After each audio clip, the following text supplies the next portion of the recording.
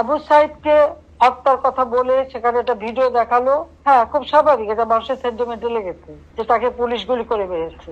এখানে আমার প্রশ্নটা হচ্ছে, তাকে যদি পুলিশ গুলি করে থাকে, তো গুলি খাওয়া একটা লোক এরা টেনে নিয়ে গেল, এখানে কিন্তু কোনো রক্তের চিহ্ন দেখা যায়নি। দ্বিতীয় কথা হচ্ছে যে তার সঙ্গী সাথীরা যে তাকে টেনে নিয়ে গেল, কোথায় নিয়ে গেল? যার গুলি লাগবে তাকে তো সাথে সাথে হাসপাতালে নেওয়ার কথা। হাসপাতালে নেবে, অপারেশন করবে, বুলেট বের করবে, তাকে বাঁচাবার চেষ্টা করবে। আবু সাইদকে কিন্তু হাসপাতালে নেয় নাই, নিয়েছিল প্রায় 4-5 ঘন্টা পরে। 4-5 ঘন্টা পরে হাসপাতালে নেওয়ার পর ডাক্তাররা যখন চিকিৎসা করে তখন সে মৃত্যুবরণ করে।